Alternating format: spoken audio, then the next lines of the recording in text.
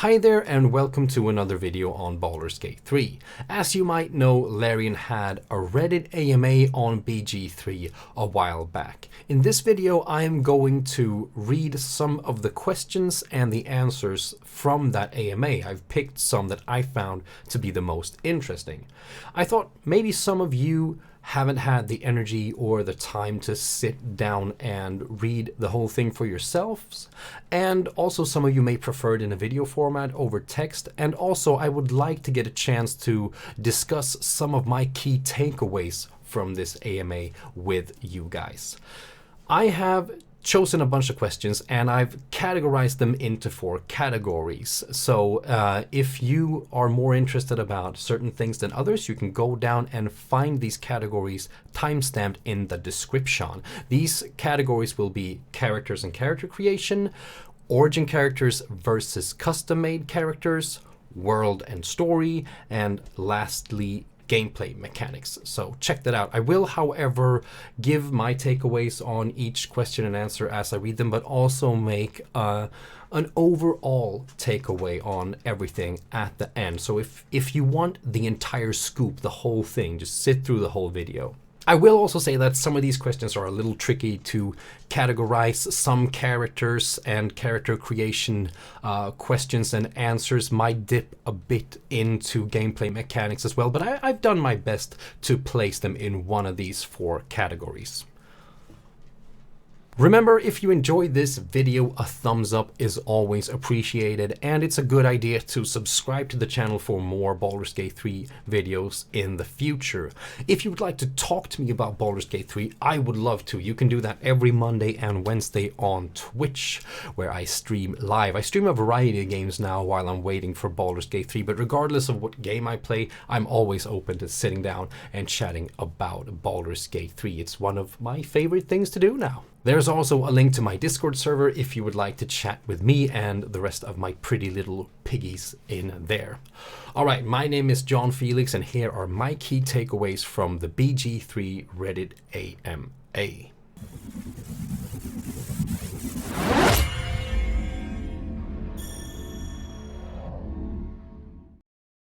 Alright, first question. Will all 5e classes be available at launch? Nick P from Larian answers, yes, all classes from 5e Player's Handbook will be included at launch. In early access, you'll be able to play as a cleric, fighter, ranger, rogue, warlock, or wizard. And as a follow-up to that, does that include paths, subclasses, etc.? To which Nick P answers, yup. How in-depth will character creation be? Lots of options or sliders, or just a number of defaults to choose between? David answers, character creation can be as in-depth as you want it to be, smiley face. After you selected a race and a class, you could be all set and ready to go. But if you want to, you can dive in deeper and change all the abilities, spells, skills, cantrips, and customize visuals. So that's obviously nice. I think we'll see this in a lot of the questions going down, especially in the next category, but there's a lot of focus on custom characters. People really want custom characters in Baldur's Gate 3, and character customization is of course a big thing. People coming from Baldur's Gate really want this. I think people coming from D&D really want this as well. A big part of that is creating your character and having that character be the center of the adventure, as opposed to having a pre-made character like the origin characters. So yeah, I think this is obviously something that they need to have a big emphasis on the game, that you can create your own character and that can be very much up to you how that character becomes. So that's good news. Next question. How will our character's background affect his or her story? Adam answers, in a lot of dialogues, backgrounds, race, and class determine what options you are going to get. A Githyanki or a Drow, for instance, will get a very different experience than an elf. In the demo, Sven gives at PAX, he encountered a companion named Shadowheart. The entire conversation goes completely different if you approach her as a Gith Yankee, because she's had experience with the Gith before. Things like this permeate throughout the entire game. It's true to say that no one playthrough is ever like another person's. So if you look at it like that, the background and the choices you make create a completely unique story. Again, nice. I mean, if you want the RP of an RPG to be important, these are things that will give you that. More role-playing with the emphasis on what your character is and isn't, and how that affects your dialogue and how the world around you reacts to that. My dog is a little whiny because my wife is sitting outside of the door talking on her phone, and he's not allowed to join her. So he's sad. He doesn't want to be with me, he wants to be with her. I can relate. But you're stuck in here with me. How will multiclassing work? Like 5e or modified? Also, what can you tell us about your Ranger rework? Ooh. Nick P. Multiclassing roles will follow closely the 5e D&D. On level up, characters will be able to continue with their current class or choose a new class, provided they meet the requirements. Multiclassing is not going to be available in early access at launch. We're planning to add it later. As for the Ranger, we will be implementing alternative variants of favorite enemy and natural explorer features that are not limited to specific monster and location types. I'm doing well reading here. When we were working on these changes, we went to Wizards of the Coast for their approval, and it turned out that we were completely on the same page. Mike Merrills shared some of their playtesting material, and we're rolling with that. So that will be very interesting to see. Might actually be that in Baldur's Gate 3 here we see what's the future of D&D from the Wizards of the Coast here in some aspects. That's pretty cool. Alright, here comes a big one. The variety of alignments in Baldur's Gate 1 and 2 allowed for many interesting party compositions and conflicts. For example, Edwin becomes openly hostile towards some companions and will straight up start a physical fight with them, or refuse to be in the same group as them due to his lawful evil alignment. It's been said there won't be an alignment system in Baldur's Gate 3 as it's no longer relevant to 5e, but we will still get to have openly evil or selfish party members that actively support evil actions and might leave the group if you play in a more heroic fashion. Or will all party members have a more neutral good behavior? Alright, Jan, maybe Jan Jansen, comes in with the answer here. Alignment may carry less weight in 5th edition, but all companions definitely have their own moral compass. Some are fine with evil and underhanded deeds, others are not, and they'll be vocal about their approval or opposition to the decisions that you make. It's absolutely possible to take actions that cross the line for someone, and he or she will leave the party or even decide to attack you. From a player perspective, there's the freedom to play the game in any which way you want from an alignment perspective.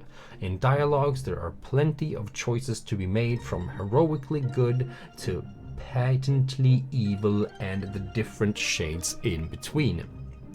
That's not how you pronounce that word, but I did it that way. Here we go. Added to that, there are unique options to be had from a player race or class point of view that fit within the good, neutral, or evil perspective. As you would expect, a drow will get different options compared to a paladin of Tyr, for instance.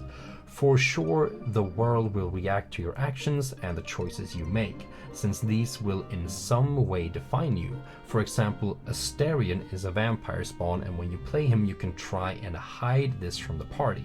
But if they find out, because, well, you might try to bite them as they sleep, they will obviously be shocked, and unless you manage to handle the situation with the necessary tact and diplomacy, you may just find yourself left companionless. So yeah, a long answer for that, which I think is kind of cool. And once again, going back to the fact that this is a role-playing game and the environment around you react to your decisions is exactly what we want, right? And yeah, Even though alignment isn't a big thing anymore, it's nice to see that your actions and the type of character you decide to be will impact the game. So it's still very much an option to say, I'm going to play an evil character, or I'm going to play a good character, or I'm going to play a neutral character. But instead of just clicking a button in character creation, it is all about what decisions you make, how you play. So yeah, we're back to the role playing of the RPG. It's not just clicking a button, it's the decisions you make in the actual game. Very, very cool. Last one about characters and character creation. Can you say anything about the level cap? Nick P answers, we're planning to cover levels 1 through 10 in full release. All right, here's my take on the level 1 to 10 thing. I like it in a way. It's pretty much in line with what a D&D adventure is and the old Baldur's Gate games. I'm playing through Baldur's Gate 2 right now, and leveling up is kind of slow, and I like that. It makes each level up feel very important. It's a weighty thing in the game. Even if some levels up are just clicking a button and you gain some more HP, it's still a big thing because it doesn't happen very often. For some people, that might sound like there's not going to be a lot of progression in the game. I'm not worried. I think there's a lot of way to experience progress without leveling up, but I'm pretty sure I'm going to like it, but I'm interested to see what the reaction will be from other people who are more accustomed to maybe leveling from level 1 to 35 in a game or something, where you level up fairly often and get to choose new abilities here and there, you know? So yeah, we will see how people react to that.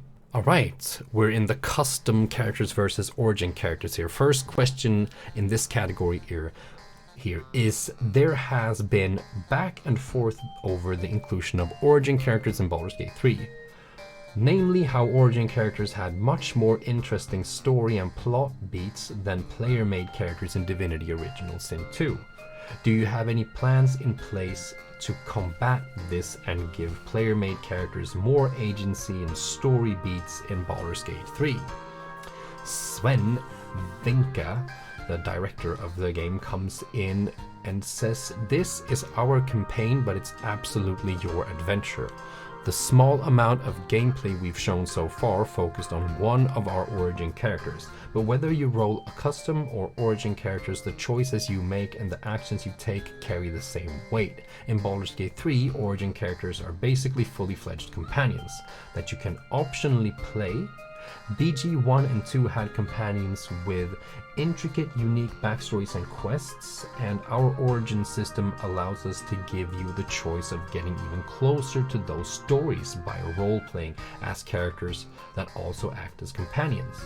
Even if you're not playing as an origin, you can explore their backstories and personal quests by having them in your party. Just as with a custom character, you're still deciding how those characters behave, how their story unfolds, and how they interact with the world and the party. Custom characters will see the world react to them based on their chosen race, class, and background. Creating a character gives a sense of who you are, but the heart of the game's reactivity is based on what you do after character creation. A very practical example of how custom characters are tied to the story is the fact that the game identifies and recognizes them as Baldurians, given the importance of the city in the game. In its own way, BG is very much one of the game's protagonists or antagonists, depending on your perspective and how events unfold. Making it the player's home makes the place and the stakes you're fighting for feel very personal. It should be noted though that the player character from the Underdark or other places, Githyanki and Drow for example, have their own unique experiences and backstory in the world as you'd expect. I think this is a very reassuring answer about this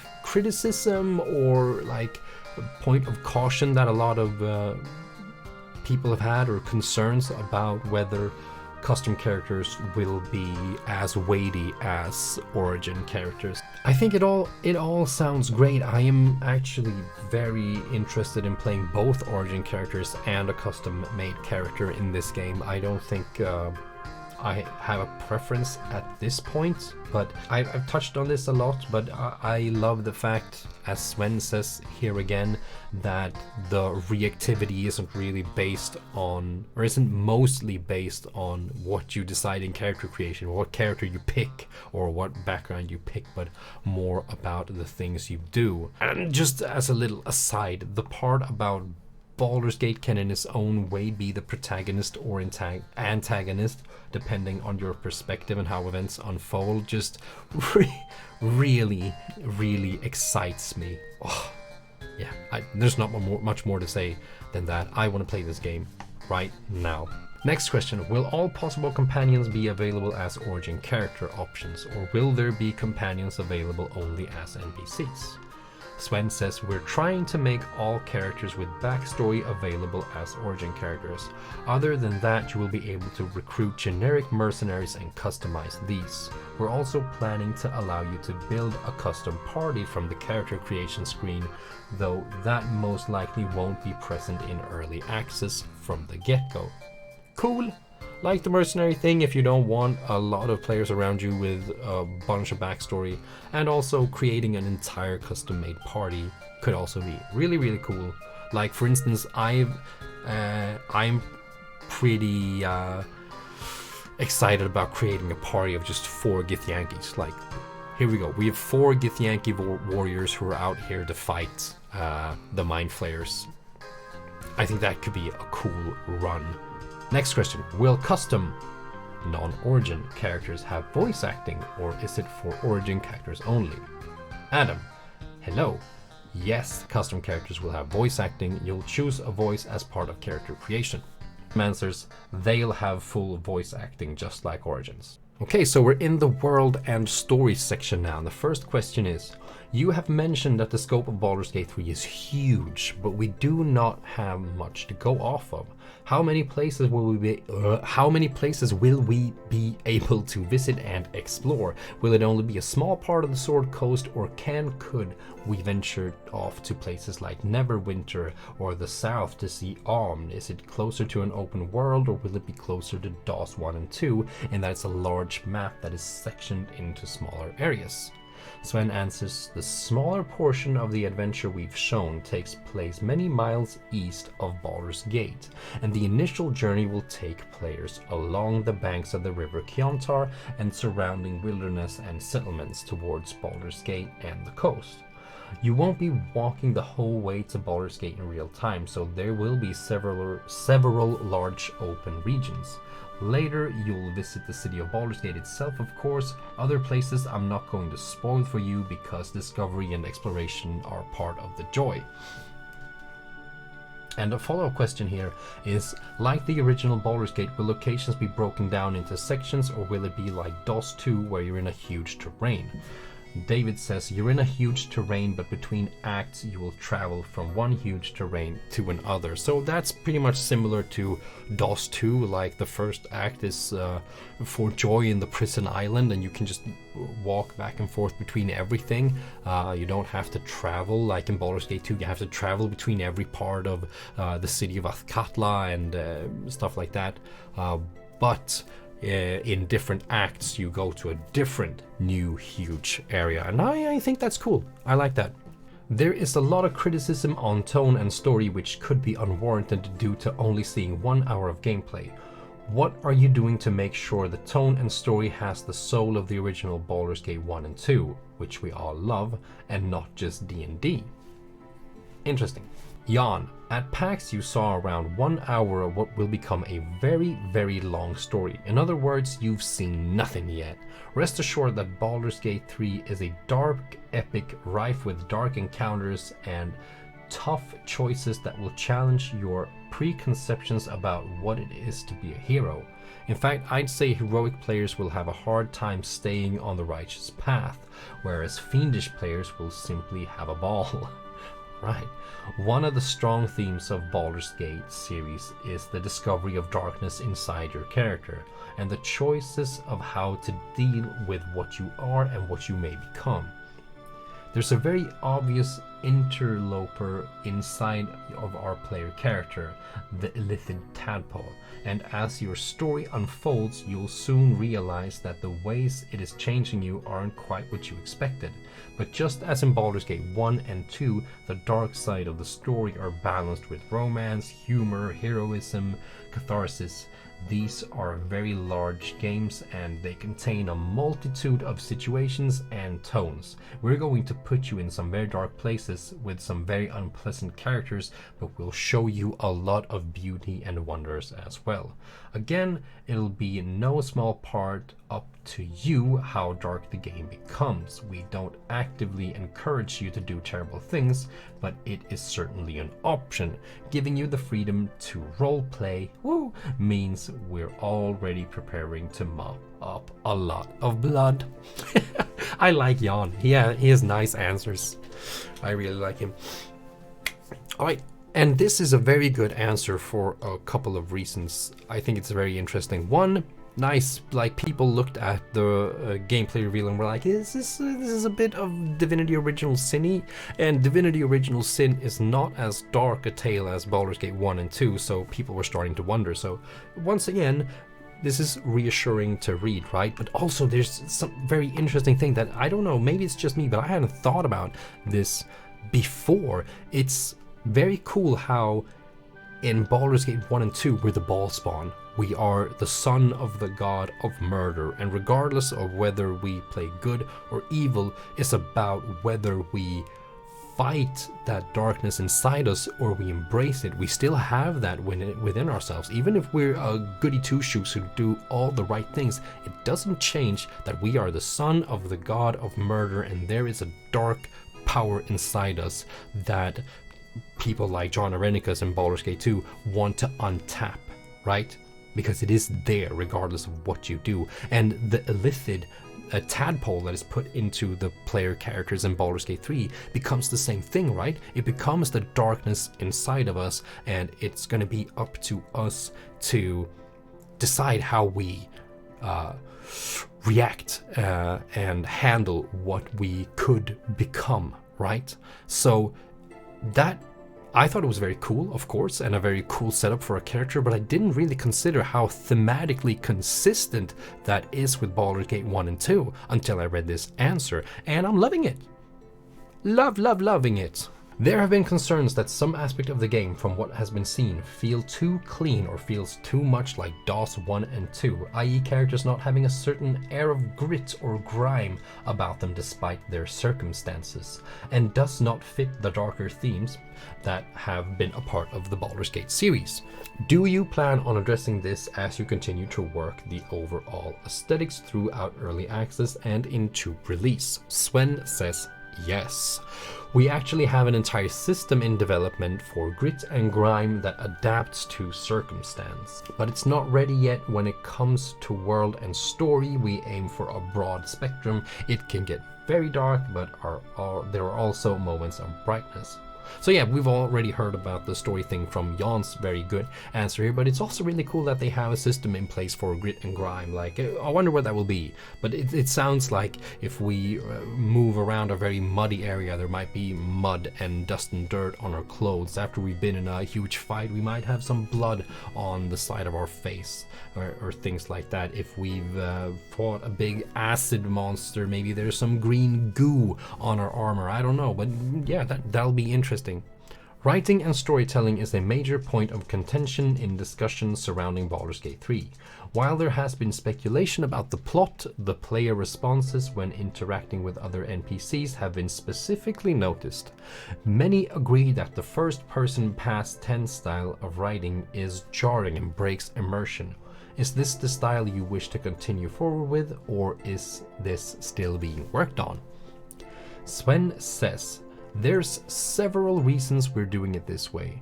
Of course, there are story reasons, but it also allows you to get closer to your character.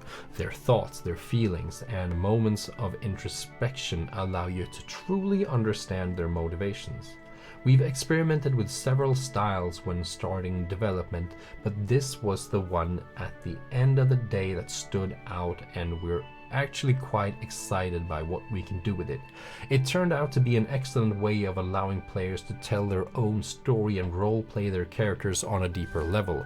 I think it's a wonderful tool for role-playing and a storytelling, and when you're playing, it's like you're narrating your own adventure. Alright, sounds good. Okay, so I personally, when I saw it, I thought, yes, I like that they haven't written out the exact thing they're going to say, right? A dialogue option might be, I told him where the orcs were and how many of them there were. And then your character goes on to say, there's a band of orcs back there, about 15 of them, you should be careful, right? You see how the thing you pick is not the same thing as the character says, right? But I was also a bit like about the past tense thing. I was like, I would have liked it to be more present tense, was my initial reaction. That instead of saying, I told them about the orcs and how many there were, it would say, tell them about the orcs, right? And you do that and it says, there's a bunch of orcs back there, about 15 of them, you should be careful. To not make it seem like we're telling a story that happened 30 years ago or 100 years ago, but actually we're in it right now. But sounds like they have a lot of good reason. But I will also say that I've been one of the people who have been a little iffy about the past tense thing in particular, but we'll see how it feels when we actually get to play it. Will there be any connection between the story of Baldur's Gate 1, 2, Throne of Ball and Baldur's Gate 3? Sven says, we really don't want to spoil anything, but we wouldn't call it Baldur's Gate 3 if there wouldn't be a link. Let me just say that we touch upon the story of Baldur's Gate 1 and 2 in meaningful ways. There are returning characters, and what happened in Baldur's Gate 1, 2 and Throne of Ball leads to what happens into Baldur's Gate 3. You won't necessarily see that at the start of the adventure, but you'll quickly understand once you get further into the game. Interesting. Very interesting. Obviously, we don't know what that link would be like. Yeah, there might be returning characters. We've heard about that already. We'll see how and what way, shape, or form. I hope we don't have like old Baldur's Gate 1 and 2 characters who can be in our party. I don't think so. But maybe we can meet people who've been in Baldur's Gate 1 and 2 who for some weird reason still are alive after all this time. But I'm more interested in seeing how what happened in Baldur's Gate 1 and 2 shaped the way forward into what's happening in Baldur's Gate 3. Is like the hero of Baldur's Gate that we played in the first games a reason why Baldur's Gate is a target for the Mind Flayers? Maybe like, you know, they're drawn to strength. They want to find strong people and strong civilizations and take them over and enslave them. Maybe what happened in the past, there is a reason why Baldur's Gate is one of the targets, you know? Who knows? We'll see. We'll see. For those unfamiliar with the Baldur's Gate series, what would you say is the defining difference between the upcoming Baldur's Gate 3 and the Divinity series? Oh, cool question. Sven says, the level of immersion, from the narrative to the depth of the system and mechanics, we've never made a game before that brings you closer to its characters and offers more tools to the players to define the story the way you can in Baldur's Gate 3. This is really core, and the new version of our engine has allowed us to make huge leaps in every area of development. Not to mention, it's also using an entirely different rule set in an entirely different setting, of course, and it's a lot darker. You can do some really terrible things. So yeah, obviously this is cool. Like we've said already, people have noticed that there's a very big difference in tone between Divinity Original Sin 1 and 2 that Larian made before and the old Baldur's Gate games, right? From the looks of it, Larian are well aware, and that's no surprise. These Baldur's Gate 1 and 2 are the games that people like Sven and a lot of people at Larian grew up with, that made them want to be in video games and create like classic RPGs. They know. Okay, we're at the last category, gameplay mechanics, and the first question which is kind of a big one. Goes like this. There has been concern about the team initiative showcased in the demo, specifically with how this greatly favors whoever goes first and is able to alpha strike their enemy, which worries people that this will cause combat to be too one-sided. Is the plan to continue with group initiative alone, or do you plan to add an individual initiative as an option, at least for single player? Sven says, one of the big themes of Baldur's Gate 3 is the focus on party over individuals. As we were trying to encourage more cooperation between party members in combat, we had the idea to let them share their turn for total tactical coherence. Additionally, it provides a more comfortable co-op experience. The introduction of the common party turns naturally leads to changes for the initiative system. We need to compare the initiative of the group of characters instead of the individuals. We have considered several ways to do that, some more complex than others, and for early access we're going with taking the highest initiative roll outcome in the party or the NPC group. We chose this way because we want to explore the mechanical sub-theme of allowing the entire party to benefit from each member's personal excellence in some area. The same way an eloquent bard can lead their entire party through a tough dialogue check, a swift rogue should be able to give their party the best shot at getting first in combat. On top of that, this way of resolving team initiative opens up the way for the player to scout the enemy with the top initiative and neutralize them before entering combat. That's interesting. However, all of that said, it is something we're still working on and experimenting with. If we find it doesn't work as well as we'd hoped, we'll tinker with it. It's one of these things we'll figure out during early access. Nice. Okay. Some takeaways here. One, I just like the group initiative thing from what we've seen. First of all, I think the initiative thing in D&D, the individual initiative, sometimes is a bit uninteresting. Here we go, each fight, everybody roll for initiative. We kind of know who's going to go first though. It's going to be the rogue. I mean, sometimes I don't even think it makes sense. If you're in an encounter, like, there should be other things like positioning and like just situational things, and sometimes I don't even think it makes sense that the rogue has a higher initiative. I mean, if the rogue is a pickpocket who usually sneaks around and just opens locks and steals purses, and now finds himself in a big battle, I think it makes more sense that a trained paladin or fighter has a higher initiative because they're trained in fighting, so it's more natural for them to lead the charge and go first than a sneaky little thief. I mean, if it's an assassin, fine, yeah, then the assassin goes first because it's a trained killer. But all rogues aren't trained killers. All paladins are trained soldiers, right? So sometimes it makes more sense in my brain that the paladin goes before the rogue. So I like this. If I want my paladin to go before the rogue, that I can do that because my group won initiative. Also, this says something about early access, which is cool. That this early access isn't what a lot of AAA betas are, where the game is pretty much finished besides from some bug testing, and it's just a promotional thing to create hype around the game. This will actually be a long period where they are still developing the game, and how things go during early access help decide what they do with certain features. It is actually used as a tool for the development of the game, which is nice, which makes me excited to play early access and see what the game is then and how it changes until full release. We follow this up with another question on the group initiative.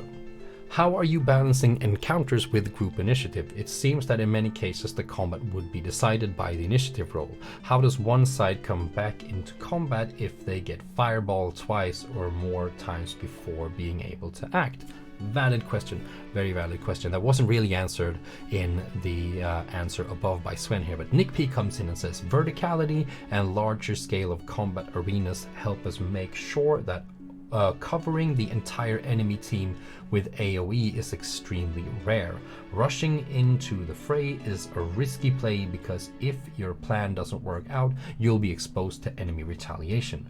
Additionally, we're still experimenting with tweaks to the initiative system.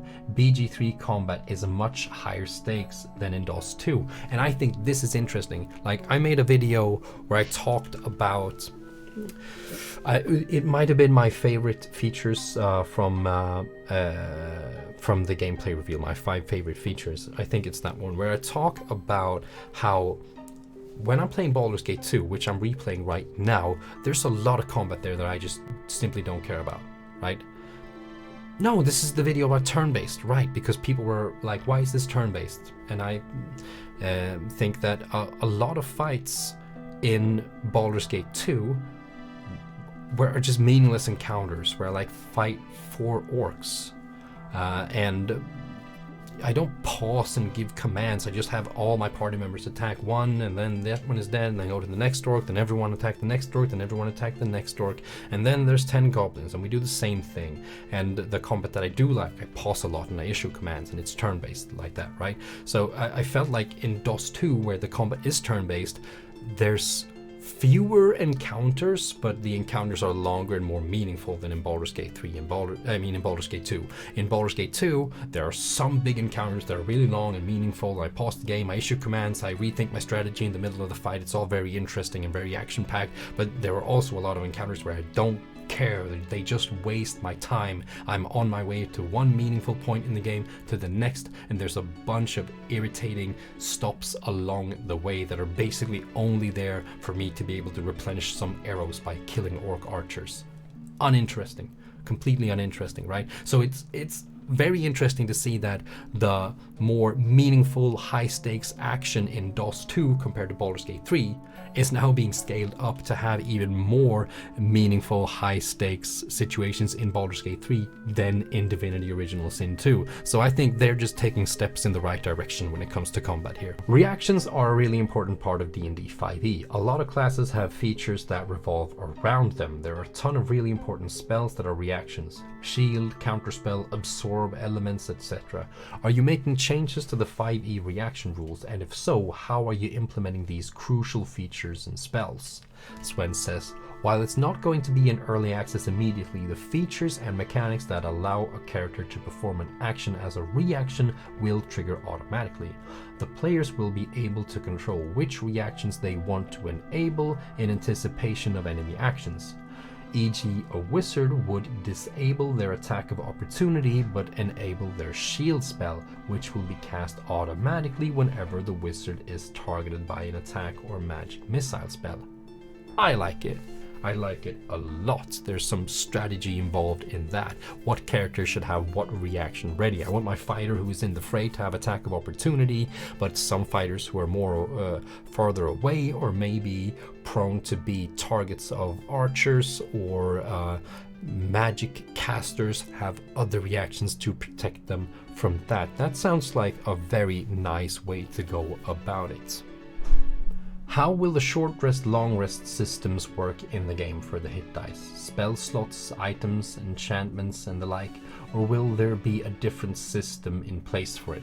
Nick P says, to make a long story short, the whole party needs to go to the camp and spend the night there. This will restore and reset any features normally tied to the long rest in 5e and also give the party a moment to reflect on recent events. A lot happens in the camp, more on that later. For short rests, we consider the peace time between combat encounters as taking a short rest. That is nice. You don't want to have to rest all the time, just even for the short rest stuff. Once again, I'm replaying Baldur's Gate 2 right now, and I'm taking a lot of rests. Like, even if I don't really need all that much time, I'm taking like a bunch of 8-hour rests all the time. A follow-up question to this is, so will warlocks regain all spell slots between combat encounters? Because warlocks, unlike other spellcasters, regain all their spell slots with a short rest instead of a long rest. Nick P says, yes, they will regain all their spell slots between combat encounters. Cool! Last question of the video, actually. What is your plan for magic items? Are you using the classic magic items from existing D&D source materials and or creating your own? Will we be able to design, craft our own magic items in-game? Sven says, we're planning a mixture of magic items from published D&D materials and some homebrew items of similar complexity and power level. Nice. The one thing it doesn't really answer, unless I'm dumb, is whether we will be able to craft ourselves. How big of a component will crafting be?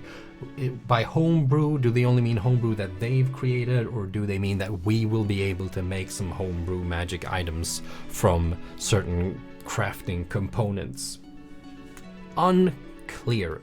Probably some sort of crafting will be in the game. It would be a deviation of everything that's popular right now if there's no form of crafting whatsoever in a game. Even though personally, I've never loved crafting. It's always one of my least favorite things to do, but hey, it's popular and it's a big part of DOS, so they like it. So, I mean, probably, but we don't really know. But the thing we do know is that there will be magic items from D&D published material and at least some homebrew magic items made by Larian. And those were all the questions that I picked out that caught my eye a bit extra. I found the questions and the answers very interesting in my anticipation for Baldur's Gate 3. Now, I have some overall takeaways. Aside from just, this game seems great, I want to play it now, there are two things that I think about, and they both have to do with one thing, and that is that I have even more confidence in Larian as the developer of Baldur's Gate 3. So one is, there are a lot of things that are being answered here that are answers to concerns that we have, where the answers are like, yeah, we know, we are working on this. People are concerned about there not being enough grit and grime, like we read. There's too clean of a look in the game, and the developers are saying, yes, we know, we're working on that. It will be in the game later, but not now. Things like this, or how we are concerned that the origin characters aren't going to be as tied into the story or feel like real characters, real protagonists, as much as the origin characters. They say, yes, we know that will not be the case. We have really thought this through. A lot of concerns seem to be unnecessary. Not weird to have since it's so early in the game and we don't really know, but Larian seem to know what we want and what the game should have, and they are already working on it. At the same time, there are things where people are concerned where Larian are saying, well, we hear you, but no, this is the thing we've chosen and we are sticking to our guns. Why? Like the group initiative, people are skeptical about that, but they really seem to think it is a good idea. Some people are very skeptical to the fact that there will be turn-based combat at all, and they would like to go back to the RTWP combat from the earlier installments in the series, but Larian are saying, no, we're actually very confident in this one. The past tense in the dialogue that I talked about earlier that I myself have been a bit skeptical about, they also say, we have really thought this through and tried a lot of different things, and we feel that this is the best way for the game to go. And this all boils down to identity, right? There's a strong Baldur's Gate identity in Baldur's Gate 3, and there's also a strong Larian identity to Baldur's Gate 3, and I think that is good. Some people seem to be a bit skeptical of the Larian identity coming in because they think they're just going to make it very Divinity Original Sin-y. But I think we're happy about, or at least I am happy about Larian being the developers for Baldur's Gate 3, and I am that for a reason. I think they're brilliant, and the fact that there's a strong Larian identity to this game is just an effect of Larian bringing some of that brilliance into this new project. So yeah, I am very happy with what I have read.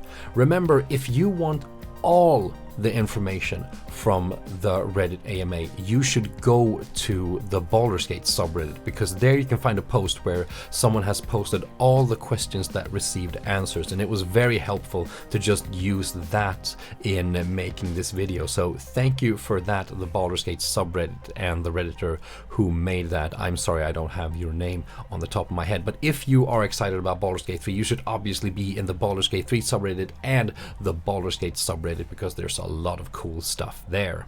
This video is a lot longer than the videos I usually make and a lot less scripted. I've just read these questions and answers and given my take on it. Now I would be very excited to hear your take on all this. What stood out to you in the Reddit AMA? Are there any questions that I brought up here that you have further questions or speculations about, or are there questions that I didn't bring up that you were a little more interested in that I kind of glossed over and didn't include? Let me know in the comments or in the Discord server. You can find the link to the Discord server and to my Twitch channel in the description. All right, everybody, thank you for taking the time to watch this, and I will see you in the next one. Okay, just fuck you. Oh, there's another one. Beautiful. Oh, come on. Of course.